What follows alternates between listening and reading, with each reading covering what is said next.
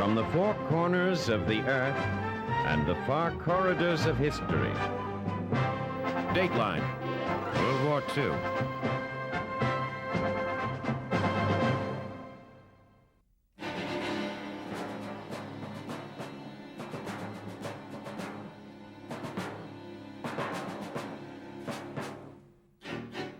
June 1944, Rome. Arriving triumphantly, commander of the Fifth Army, General Mark Clark, parades through the town, claiming his mantle as liberator of the Eternal City.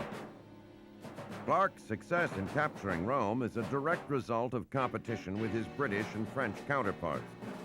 Since the breakouts at Anzio and Cassino, Allied commanders have directed a great deal of their attention to the race for Rome. Commander of ground forces in Italy, General Sir Harold Alexander's initial plan for Operation Diadem called for Clark's Fifth Army to throw itself into the pursuit, encirclement, and destruction of the German 10th Army at Valmontone. Instead, Clark shifted just enough of his troops to that mission in order not to be insubordinate, but threw the weight of his army northward. For the past week, they have been fighting their way up Highway 6 just ahead of their British counterparts for the glory of liberating Rome. French troops under General Alphonse Juin have also been involved in the competition. Their purpose in getting to the Eternal City first was to reach Pope Pius XII and deliver a message from Charles de Gaulle. Disgusted by the pontiff's endorsement of the Vichy government, he wished to explain to the Pope why he should throw his support behind the Free French. On 2 June, Pius XII made a public statement, a warning of sorts to those who might turn Rome into a battleground. He spoke of God's judgment against those who would harm the Eternal City. The next day, wary of losing more public support after the bombing fiasco at Cassino, the Allies made a radio broadcast. Mediterranean Theater Commander General Henry Jumbo Wilson said that Rome would be turned into a battleground only if the Germans used it for military advantage. On 3 June, Hitler finally decided that his troops would be better able to make a stand north of Rome and gave the order for their withdrawal from the city. Early in the morning of 4 June, French units found themselves the targets of a strafing run by American fighters. Enraged, General Juin believed that the attack was a deliberate attempt to stop the French advance. But the planes had also strafed American columns that they had mistaken for German. That same day, General Clark himself came under attack. Machine gunners of Kesselring's rear guard, hidden in a church 5 miles outside the city, opened fire in the direction of Clark and a few other generals.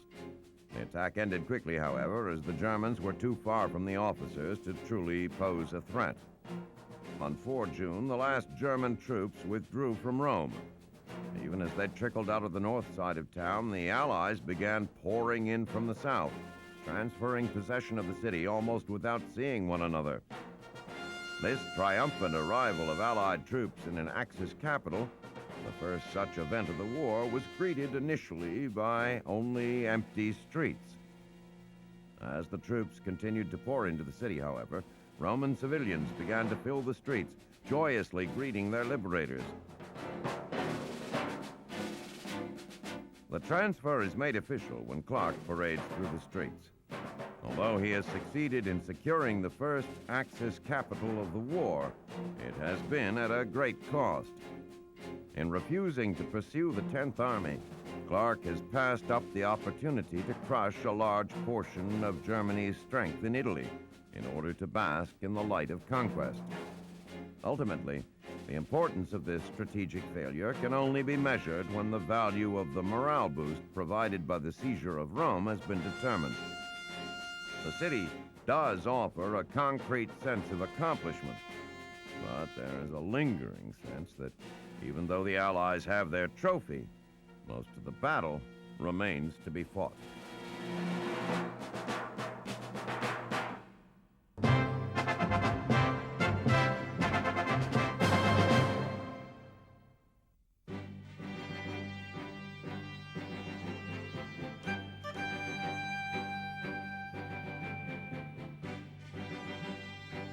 7 June 1944, Normandy. After enduring what most participants will forever remember as their longest day, Allied troops watch as the rising sun illuminates a scene of horrific destruction.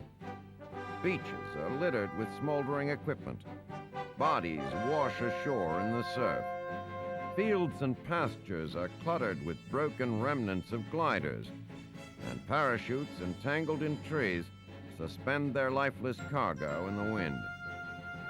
The dawn of a new day, however, brings no respite to the bitter fighting that has raged since the first assault troops hit the beaches 24 hours earlier.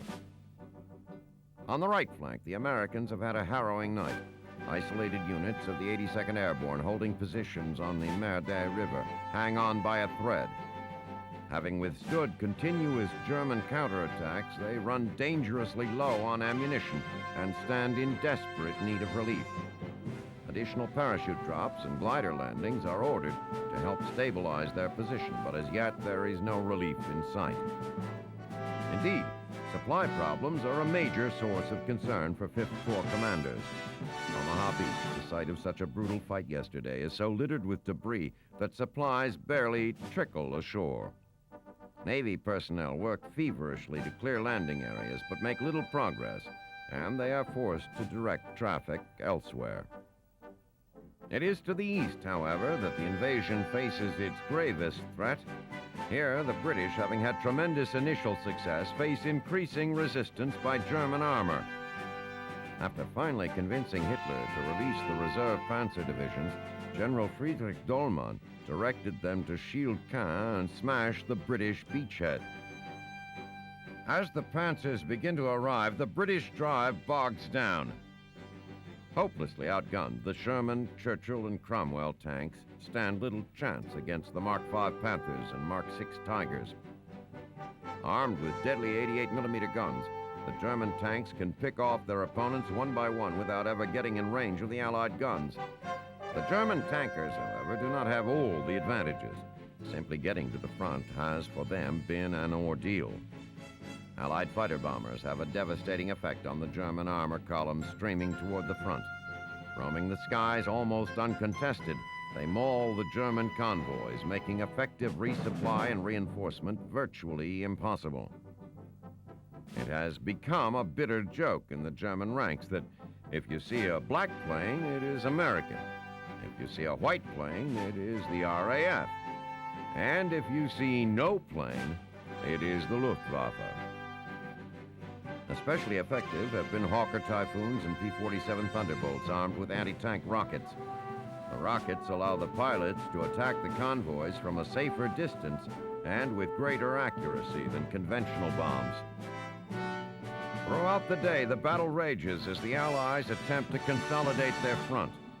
7th Corps units from Utah Beach fight their way inland toward Carentan on their left flank and Montebourg on the right. The fighting is slow and costly. The thick hedgerows that crisscross the Normandy countryside from Bayeux to the Cotentin are perfectly suited for defense, and the Germans, as always, take full advantage of their surroundings. U.S. armor units take heavy losses, and the infantry must bear the brunt of the battle. On the 5th Corps front, the troops from Omaha Beach drive east toward Bayeux and west toward Isigny. On 8 June, they meet British units from Gold Beach at Port-en-Bassin, linking the U.S. and British beachheads, but their drive west is stymied by tough German resistance. On the same day, units of the 50th British Division, who have been bogged down in a bloody stalemate, finally break the German defenses at Bayeux, claiming the first major French city to be captured by the Allies. The fall of the city is an essential step toward the isolation and destruction of the defenders of Caen. On 10 June, troops of the 101st Airborne find themselves being battered in the fight for the town of Carentan. The defenders, determined to hold their position, fight with such tenacity that even veteran troops are stunned. On 12 June, however, the men of the Screaming Eagle Division prevail, thereby linking the two American beachheads and giving the Allies a continuous lodgment on the north coast of France, 10 miles deep and 60 miles wide. Although the Allies are now firmly established on French soil, Hitler and the German High Command are still unconvinced that this is the invasion. Allied leaders are as amazed as they are delighted that their intricate deception operation continues to work so well. Cleverly placed rubber tanks, trucks, and jeeps, combined with false radio traffic, have convinced Hitler that there are over 30 divisions stationed in England. Divisions that simply do not exist. Field Marshal Erwin Rommel, however, is anything but delighted. Convinced that the Normandy landings are the main Allied thrust into northwest Europe, he is furious that Hitler will not release the panzers from the Pas-de-Calais. Without those forces, he knows, there is no chance of stopping the Allies in Normandy. And if they are not stopped in Normandy, they will not be stopped until they are in Berlin.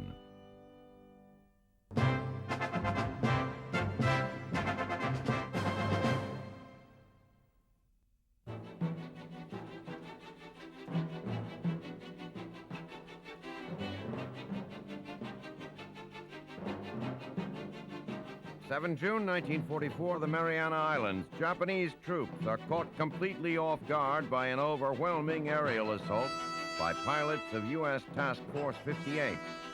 Flying from carriers 200 miles to the east, the naval aviators open Operation Forager with near impunity. As Japanese pilots scramble to get into the air, the U.S. aviators go about the job of destroying enemy planes and ships in an almost relaxed manner. The reasons for the early success of the attack are many, but it is due in great part to the time of day.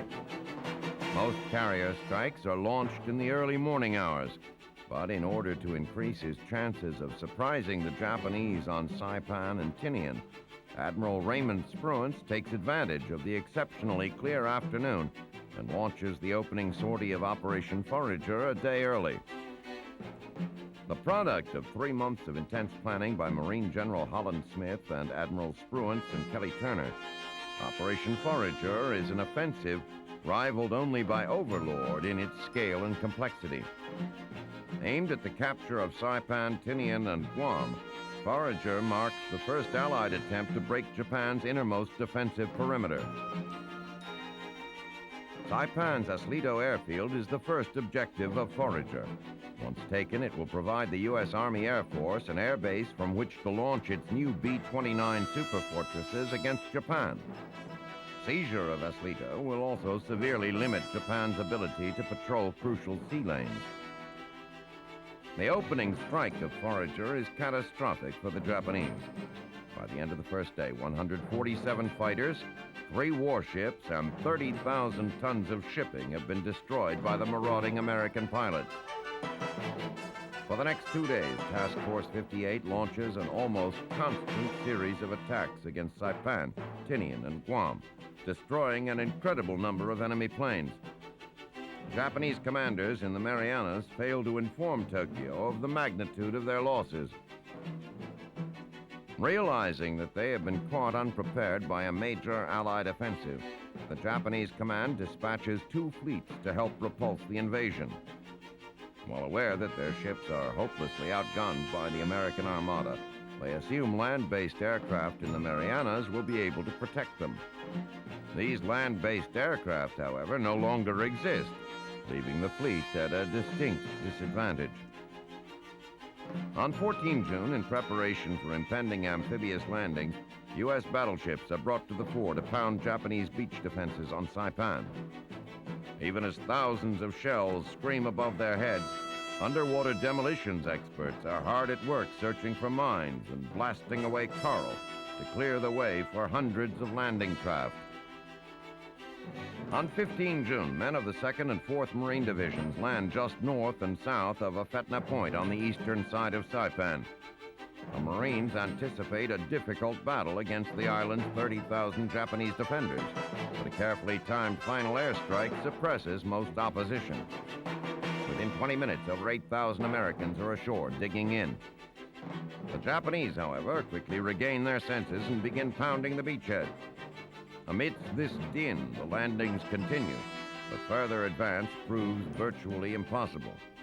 By day's end, over 20,000 Marines are ashore preparing for a push inland the next day. At 3 a.m. on 16 June, 1,000 Japanese soldiers storm down the hill overlooking the beach and are immediately decimated by naval gunfire. Their commander, General Yoshitsugu Saito, calls off the attack, deciding to fight defensively until the Japanese fleet arrives and defeats the Americans. Later in the day, elements of Task Force 58 sail north towards Guam and Rota to shell airfields that threaten the U.S. fleet. At the same time, landings on Guam are canceled so that the fleet can engage the approaching Japanese naval force. On Saipan, the two Marine divisions battle to consolidate their beachhead before beginning their drive west towards Eslito Airfield.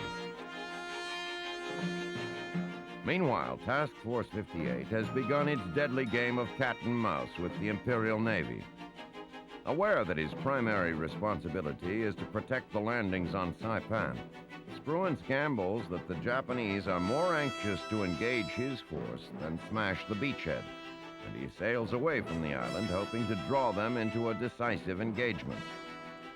Whether his gamble pays off or not remains to be seen, but the consequences of his action will dramatically affect the course of the war. If Operation Forager is defeated, the entire Marianas campaign will collapse, and the strategic bombing of Japan will be postponed indefinitely. If, on the other hand, Spruance succeeds in crushing the enemy surface fleet, the once vaunted Imperial Navy will cease to be an effective fighting force, and the Japanese, who started the war with visions of expansion and conquest, will soon face a force that threatens their very existence.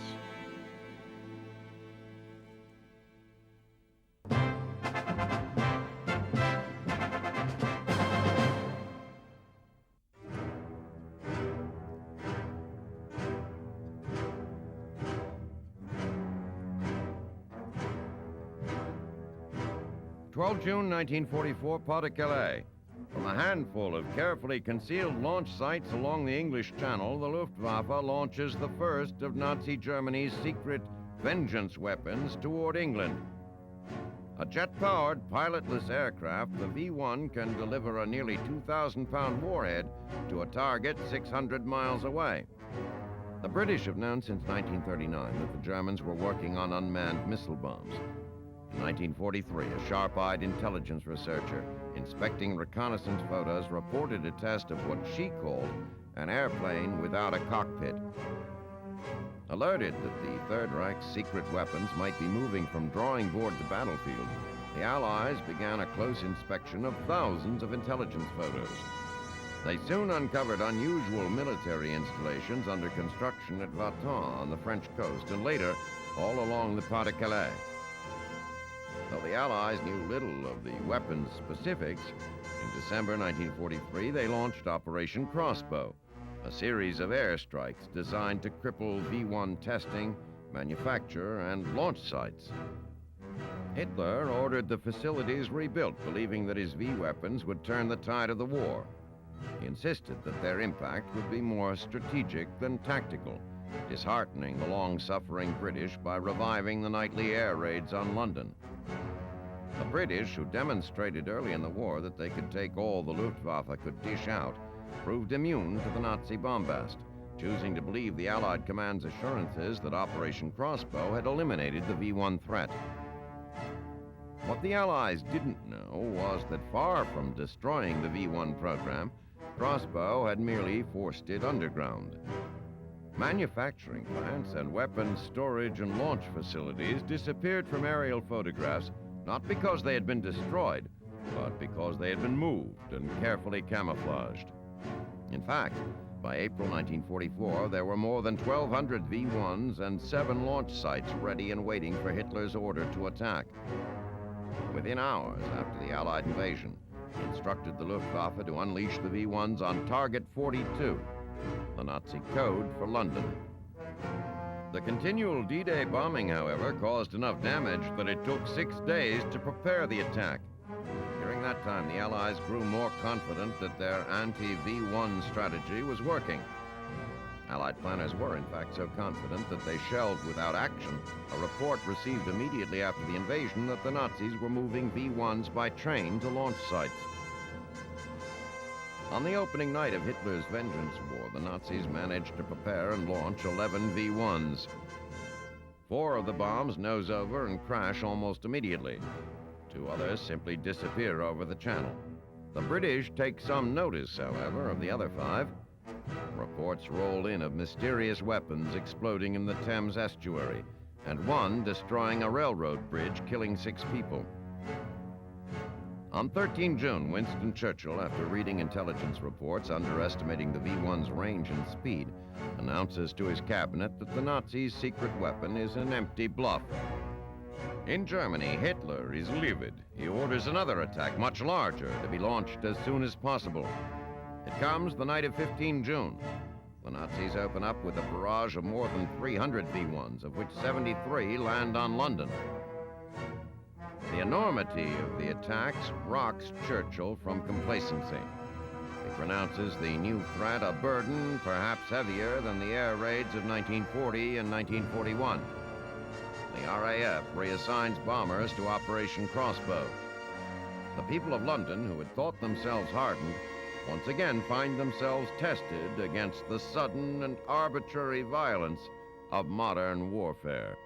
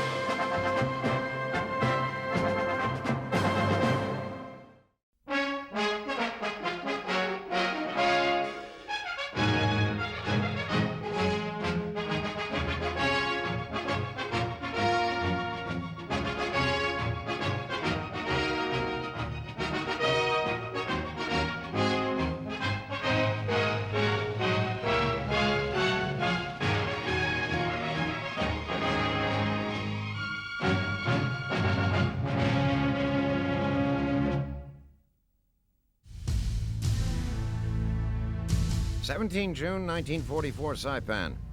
The U.S. 27th Infantry Division, under the command of Major General Ralph Smith, comes ashore near the southern end of the island and moves inland. The mission of the 27th is to provide relief to the 2nd and 4th Marine Divisions, who have battled fierce Japanese resistance since landing here 2 days ago. Clearing Saipan was scheduled to take 3 days, but the island's mountainous terrain has allowed the Emperor's army to dig in and mount a brutal defense. Now, 2 days after landing, the Marines have suffered 4,000 casualties, and the enemy is nowhere near defeated.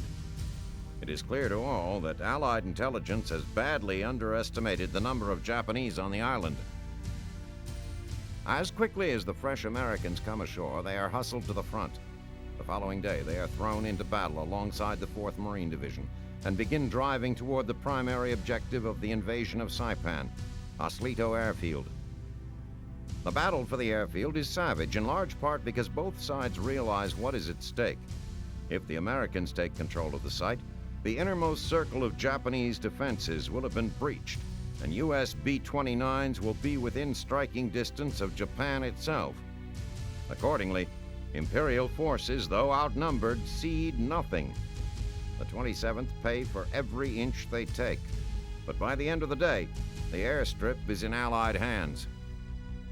Meanwhile, the rest of the 27th joins the 4th Marine Division in their push toward the eastern shore of the island.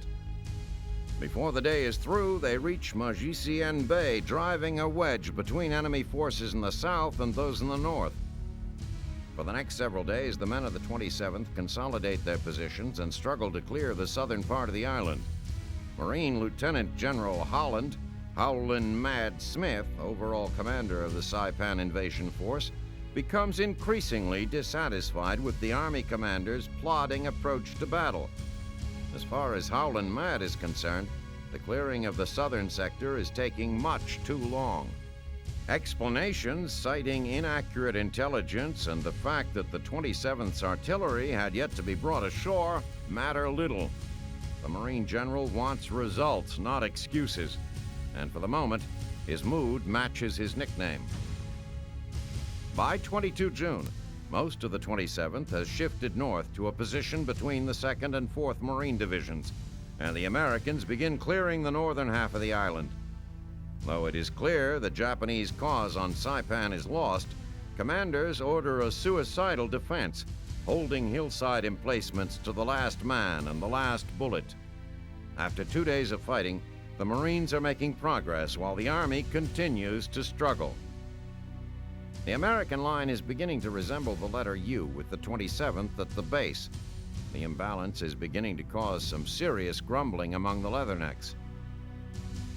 The Army's slow progress is not due to a lack of effort on the part of the soldiers.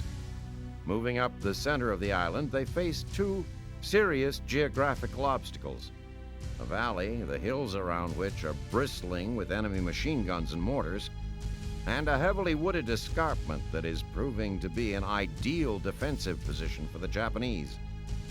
Known respectively as Death Valley and Purple Heart Ridge, they have thus far remained immune to the tactical designs of the 27th's commander, which seems to consist of sending wave after wave headlong into the maelstrom. Finally, Howlin' Mad can no longer sit idly by, and he takes his case to his boss, Admiral Raymond Spruance. Spruance looks past what might be viewed as an inter-service rivalry and sees men dying, perhaps needlessly. He gives the go-ahead, and on 24 June, the Marine General relieves the Army General of his command. Loyal to their commander, the men of the 27th are bitter about the move, particularly since it comes at the hands of a Marine. But Holland Smith couldn't care less. He is trying to win the war while shedding as little American blood as possible. He would rather have the men angry and alive than see them sacrificed to some misbegotten loyalty to an incompetent commander.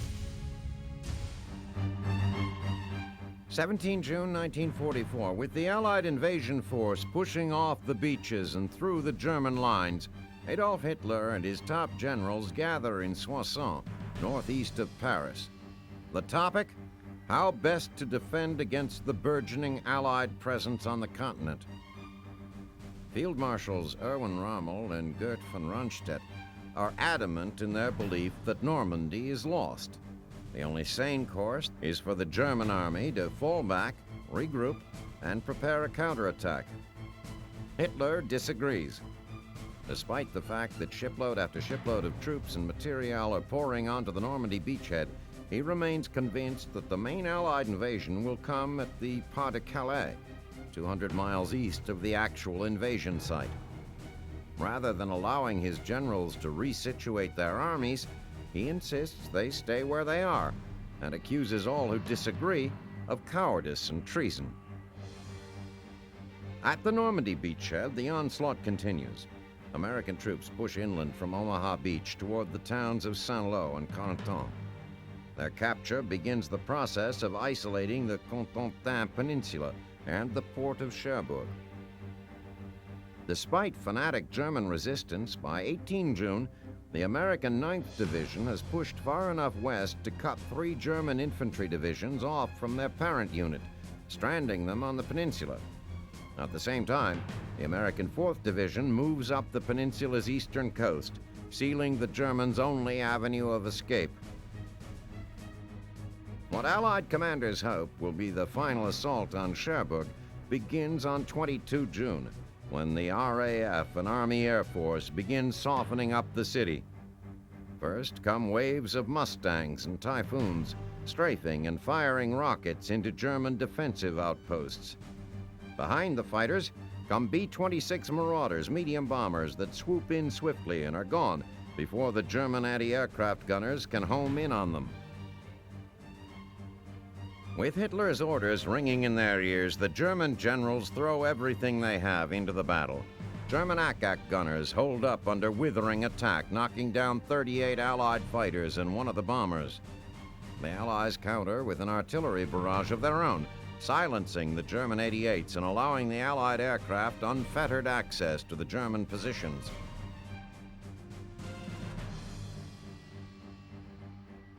The American ground assault comes just after noon, with elements of the American 9th and 79th Divisions attacking on either side of the main highway to Cherbourg. Near the town of Vallon, elements of the 313th Regiment encounter a pocket of Nazi resistance. What had been a methodical march up the peninsula explodes into a full-blown battle.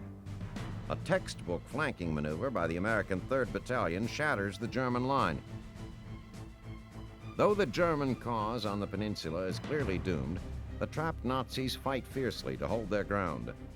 3 regiments of the 4th Infantry Division find themselves in a bewildering nightmare of hedgerows. Bloody fighting moves field to field. The Allied push is, however, inexorable. By nightfall on the 22nd, American troops are within a mile of Cherbourg. The next day, they capture a nearby hill, giving artillery spotters a commanding view of all the approaches to the city. The German commander, General Lieutenant Karl Wilhelm von Schlieben, sends word to his superiors that he has spent his reserves and is exhausted in body and spirit, but will obey his Führer's orders to keep fighting. Von Schlieben's commitment makes little difference. By 24 June, the Allies have pushed nearly to the Cherbourg waterfront. There, they call a temporary halt, allowing P-47s from England to decimate the remaining German force. On the 25th, a small armada of naval ships joins in the bombardment, pummeling the Germans without respite. On the 26th, von Schlieben radios Rommel that loss of the city is unavoidable. With American infantry all around him, he orders the burning of documents and the destruction of encryption equipment. Down to his last 800 troops, von Schlieben finally surrenders. On the 27th, the city is secure. The only German troops left alive on the Cotentin Peninsula are prisoners of war. Engineers go to work immediately to reopen the port of Cherbourg, which will speed the rate of the Allied buildup considerably. Rommel and von Rundstedt, still laboring under their Führer's irrational command, try to find a way to stop the Allied advance without giving any ground. 17 June 1944, the Philippine Sea. 2 Japanese naval groups link up east of the Philippine island of Leyte and steam to the northeast. The combined fleet under the command of Vice Admiral Jisaburo Ozawa is the driving force of Operation Argo, the Japanese plan to cripple the U.S. Navy. Ozawa's carrier force will be augmented by aircraft flying from airfields on the island of Guam. What Ozawa does not know is that U.S. naval intelligence has once again given the Americans the advantage. Intercepted messages describing Argo have tipped the Japanese hand, and American submarines posted around the western Pacific have spotted the Japanese fleet. Fifth Fleet Commander Admiral Raymond Spruance orders Task Force 58 to intercept the Japanese before they can attack U.S. ground forces on Saipan. However, the Admiral is faced with a dilemma. His standing orders are to protect the Saipan beachhead. This means keeping Task Force 58 within 300 miles of the island. On the other hand, the lightly armored Japanese planes can reach nearly 100 miles further than their American counterparts. Once he spots the enemy, Spruance may not be able to bring his planes within striking distance. If he plays his cards right, Ozawa will be able to attack the Americans with impunity. Spruance does not sit idly by, however.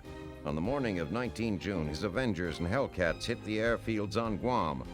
The planes pound the Japanese, destroying aircraft and ripping up landing strips.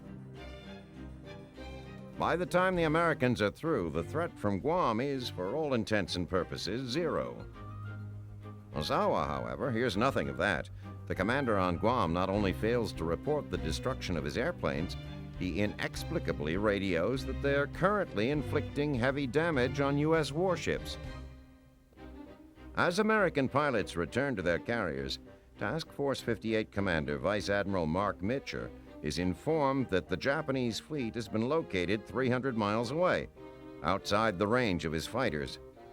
He is also informed that radar has picked up an incoming Japanese airstrike. So he launches his bombers to keep them out of harm's way and sends the Hellcats to meet the enemy. Meanwhile, those aboard the ships of Task Force 58 man the anti-aircraft guns, turn their eyes to the sky, and wait. 50 miles out, U.S. pilots spot the Imperial planes and move in.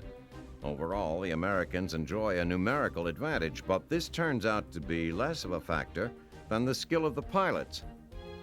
Since the beginning of the war, Japanese commanders have squandered both men and machines in desperate, often futile attacks. While planes are easily replaced, experienced pilots are not. The Americans find themselves battling men who have little or no experience flying at all, let alone in combat. The Hellcats rip into the enemy, shooting half of them from the sky. The tattered remains of the strike force move on to attack the U.S. fleet. There, things go no better. American battleships throw up a deadly shield of anti-aircraft fire. Unable to avoid the bursting shells, 7 more planes crash into the sea. In the end, the attack is ineffective, inflicting only minor damage. Of the 70 Japanese planes that started the mission, only 28 fly on to Guam for refueling. A second wave of 130 planes approaches the American fleet shortly before noon. This group fares even worse than the first.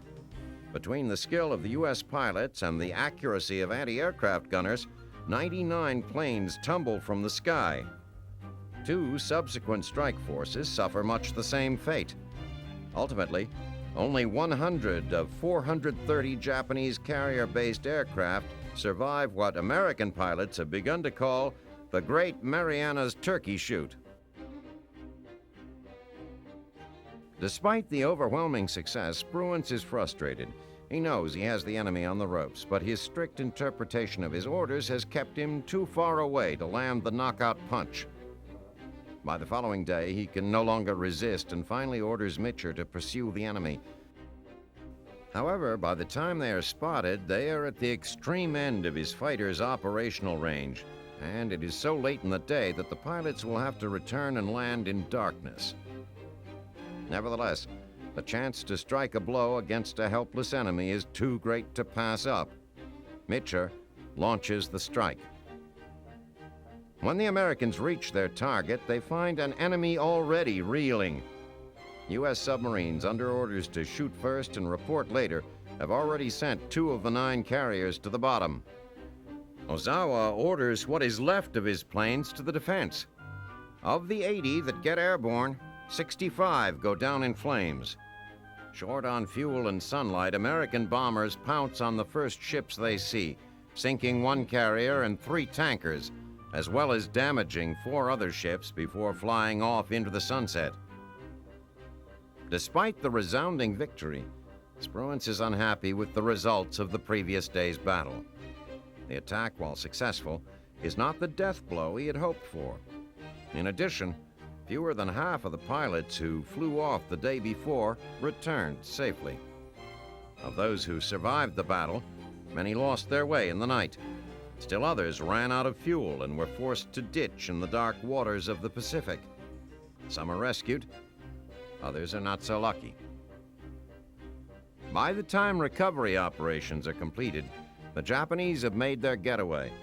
Spruance has no choice but to order Task Force 58 back to its station. The Battle of the Philippine Sea is over. For Spruance, that victory is bittersweet. While his pilots have struck a heavy blow against the enemy, his own caution kept them from taking the Japanese Navy out of the game once and for all. Like a gambler who draws a royal flush on a $2 bet, his joy in winning cannot overcome the bitter feelings of an opportunity lost. 22 June 1944, Washington, D.C. In an Oval Office ceremony, President Franklin Roosevelt signs into law the Serviceman's Readjustment Act, the GI Bill. The new law, which has been many months in the making, is designed to help the millions of GIs who will be returning home at war's end to get on their feet and rejoin the American workforce as quickly and painlessly as possible. The legislation was inspired in part by a letter to First Lady Eleanor Roosevelt from a GI overseas. It is an attempt to comfort the lonely, homesick men of the U.S. Armed Forces. However, this GI Bill of Rights is also a product of the public sphere. In the days following World War I, young men whose lives had been interrupted by military service returned home to find that their jobs had been filled by others. They had no way of training themselves for new work. Unemployed soldiers took to the streets, demanding a service bonus. With the Selective Service Act of 1940, Roosevelt had seen to it that men who had to leave jobs to fight would be able to reclaim them upon their return, but provisions still had to be made for the millions who had left the country as boys and would return as men. By the beginning of 1944, 500,000 soldiers had already returned to civilian life. With millions more to come, Roosevelt began laying the groundwork for a successful homecoming. For our returning veterans and for all Americans, which will provide employment and decent standards of living. Central to the GI Bill are provisions to educate the returning soldier. The bill promises assistance to every serviceman who can qualify for a college education. It also provides for housing in the form of a $2,000 government-backed loan to buy a home. That loan can, at the discretion of the soldier, be used to start a business.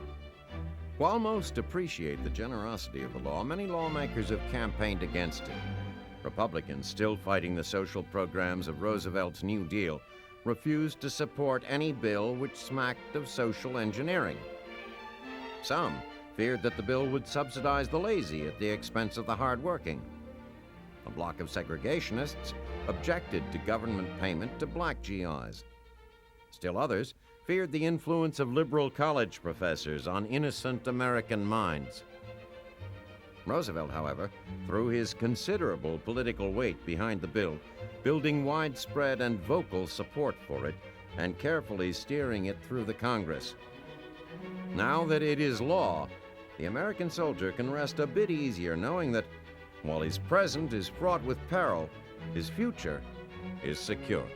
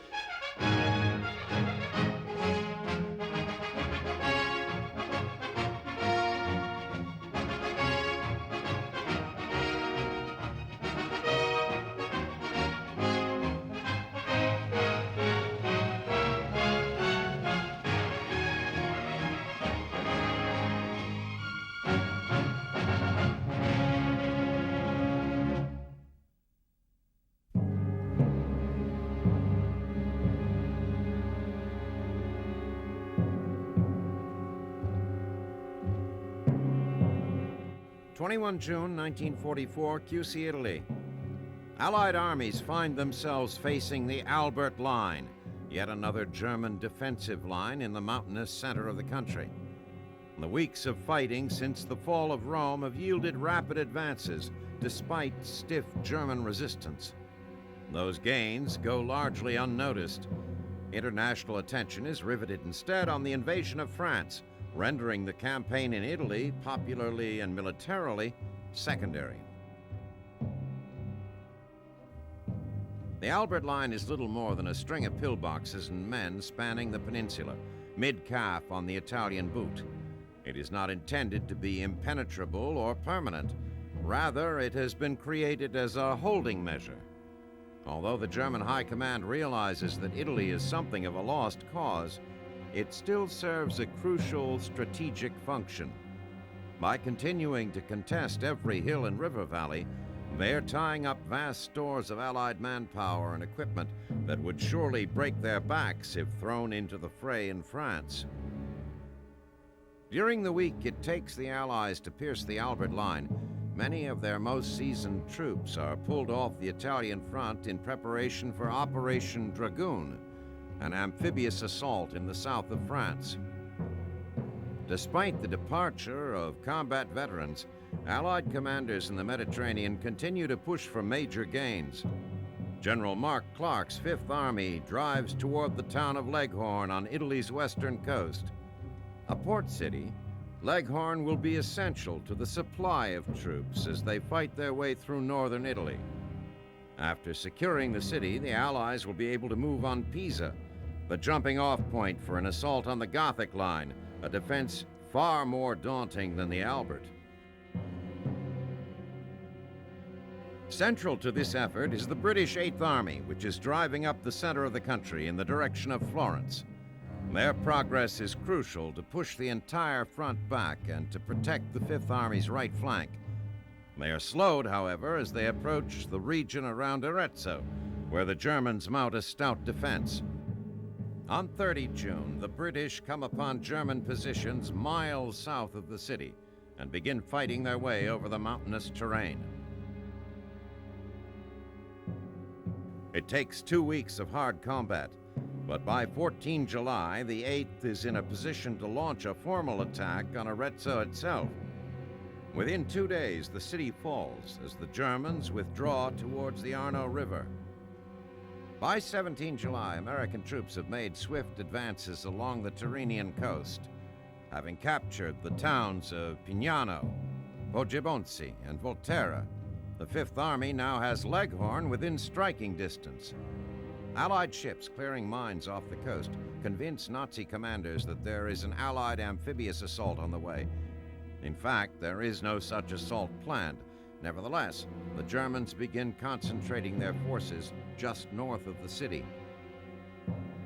The Allied push comes not from the sea but from the land. As a result of the German shift, some elements of the U.S. 34th Division find the going relatively easy. Troops sent ahead to probe German defenses managed to complete much of the envelopment of Leghorn with minimal fighting. 10 miles east, however, near the town of Foglia, the fighting is bitter. German mortar and artillery fire pins the Americans down, and local counterattacks threaten their flanks. Despite their lack of veteran leadership, the GIs hold and soon regain the initiative. Street by street, they drive the Germans from the town and push toward the Arno. By nightfall of 18 July, much of Leghorn has been surrounded, and elements of the 34th prepare for a frontal assault on the city. Allied commanders are unsure how events will unfold. Until now, German resistance north of Rome has been sporadic. They stand and fight for one village while leaving others uncontested. In the Allies' mind, Leghorn is crucial, but will the Germans deem it so? Will the fight for the city be a bloodbath like Cassino or a walkthrough? Either way, the fall of the city seems imminent.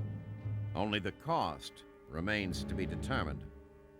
Looming in the distance, however, is the Gothic Line. And there is no doubt as to the Germans' intentions. They will test the mettle of the Green Allied troops with a ferocity as great as any yet seen in this war. And once that test is passed, there will be many more to follow. 25 June 1944, Saipan.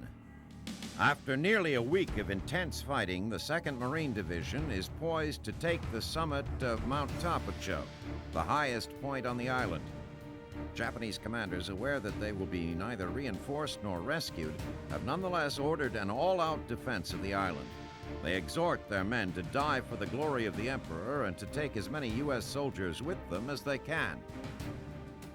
The Japanese soldiers defending Tapocho prove more than willing to make that sacrifice. challenging the Marines every step of the way with banzai charges and suicidal counterattacks. The Marines, demonstrating their usual resolve, have not backed down at all, making this mountain the most hotly contested piece of property on Saipan. By the end of the day, however, a battalion of Leathernecks sits astride the summit, and for the first time since this battle began, they hold the high ground. Although clearing the rest of the mountain will not be easy, it will certainly be less difficult than fighting their way to the top. Meanwhile, to the east, the men of the U.S. Army's 27th Infantry Division, which is lagging behind the Marines to their left and right, are fighting not only to push the center of the U.S. line forward, but to salvage Pride as well. The division's sluggish performance resulted in the replacement of its commander. The fact that General Holland Smith, the man who ordered the change, is a Marine, only makes their discomfort more acute. They face two daunting obstacles, nearly as challenging as Mount Tabajo. A long, curving stretch of land surrounded by a seemingly endless series of Japanese-held hills and mountains known as Death Valley, and a heavily wooded escarpment bristling with enemy machine guns and mortars, which the men have named Purple Heart Ridge. As the battle drags on, the titles keep proving themselves to be appropriate. Day by day, U.S. casualties mount, while those of the enemy soar to ghastly proportions. Still, the soldiers of the 27th persevere, driving the Japanese from their hiding places with rifles, hand grenades, flamethrowers, and sheer force of will. Their persistence yields results, and the enemy slowly gives way. As the month of June draws to a close, they have cleared the valley and the ridge, catching up with the Marines. The opening days of July find U.S. forces making steady progress in their northern advance, while the condition of the Japanese troops continues to decline. Shortages of food and ammunition plague the Imperial forces, but do little to dampen their fighting spirit. Every day, hundreds of Japanese soldiers willingly die defending seemingly insignificant caves or small patches of hillside. A few surrender, but most choose the sure path to glory, death in the name of the Emperor. It is an outlook on living and dying that the Americans little understand nor care for, but one which they must take seriously. Each day, more of their buddies become victims of this Japanese fanaticism. By 6 July, Japanese forces, who have been forced onto a small sliver of land along the island's northwestern edge, mount a final assault against the 27th. Wave after wave of men, with little in the way of weapons and ammunition, charge the American lines. It is a last gasp, an exercise in madness that ends quickly, leaving a battlefield piled with Japanese dead. 2 days later, all organized resistance ends and Saipan is declared secure. But the dying is not over. At the northernmost tip of the island, on the cliffs of Marpi Point, Japanese civilians, including women and children, throw themselves from the cliffs to the rocks below, rather than be taken prisoner by the Americans. It is a fitting end to a campaign filled with so much senseless death. The futile defense of Saipan has left more than 27,000 Japanese soldiers and civilians dead. They cover the island, mute testament to the Japanese willingness to fight to the death, even when all is lost. For the Americans, victory is tempered by a nagging question. If this is how the enemy defends Saipan, what is in store for the Allies as they move closer and closer to Japan itself? 30 June 1944, northern France, having broken German resistance on the Cotentin Peninsula and secured the port of Cherbourg, American commanders now look to break out of the Norman bocage into the wide-open French countryside. But rather than rolling up the German resistance in front of them, they find themselves stymied at the city of Saint-Lô. Located 20 miles inland from Omaha Beach, Saint-Lô is the crucial juncture of a network of roads which radiate out in all directions. Capturing Saint-Lô will not only provide the Americans with a crucial jumping-off point for the drive inland, it will severely limit German mobility in the region. The German positions around Saint-Lô are anchored in the surrounding hills. No movement by either General Leonard Giraud's 5th Corps or General Charles Corlitt's 19th Corps goes unnoted by sharp-eyed German observers. Time and again, attacks are broken by precise artillery fire and sharp counterattacks. Allied leaders are increasingly frustrated. The invasion has begun to lose steam. Ground commanders are told bluntly, either advance or be replaced. In the American sector, that means taking Saint-Lô and the hills surrounding it, regardless of cost. On 11 July, the assault begins anew. Leading the way are the 2nd and 29th Divisions. Their initial objectives are the hills outside of the city. Commanders hope that if the high ground can be wrested from the Germans, the garrison within Saint-Lô will realize the futility of its position and withdraw, making a bloody street-to-street battle unnecessary. Hill 192, northeast of the city, is the primary target of General Walter Robertson's 2nd Division. The highest elevation in the sector, it has already been the site of costly fighting. As the men and armor of the 2nd push forward, German infantry armed with Panzerfausts knock out the 6 lead Shermans, causing the assault battalion to withdraw. As the Indian Head Division's heavy artillery pounds the German positions, the men regroup for another assault on the hill. Though they have been bloodied, they are no less determined to drive the Germans from their perch. As the big guns lift their barrage, the assault groups once again move forward. This time, they meet with more success. The artillery has opened cracks in the German defenses that the GIs are quick to exploit. Although the fighting is brutal and costly, Robertson's men begin to gain the upper hand. By noon, lead units have driven the Germans from the summit. They now have a commanding view of the Bérangy Highway, the main east-west route out of Saint-Lô.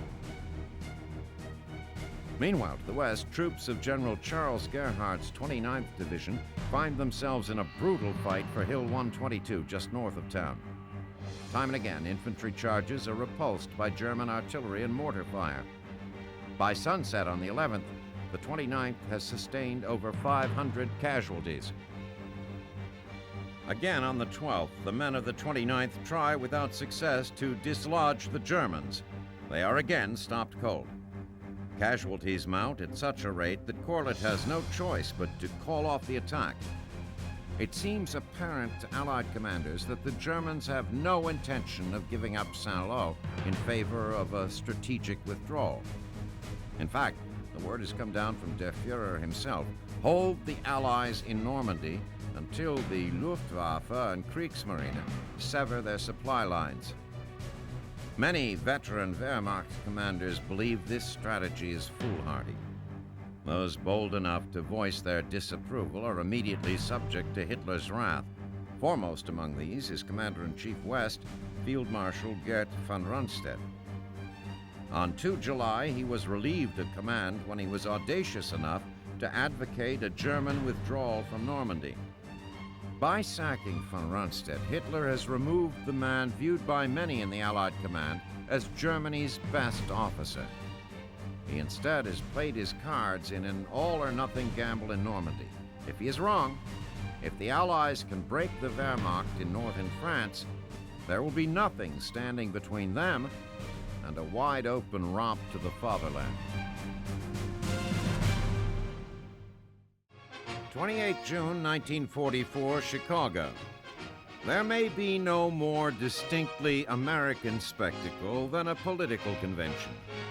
No matter that there is a war on, and no matter as well that the incumbent is one of the most popular presidents in history. Election time is nigh, and the Republicans gather with all the attendant hoopla to nominate their candidate for the White House.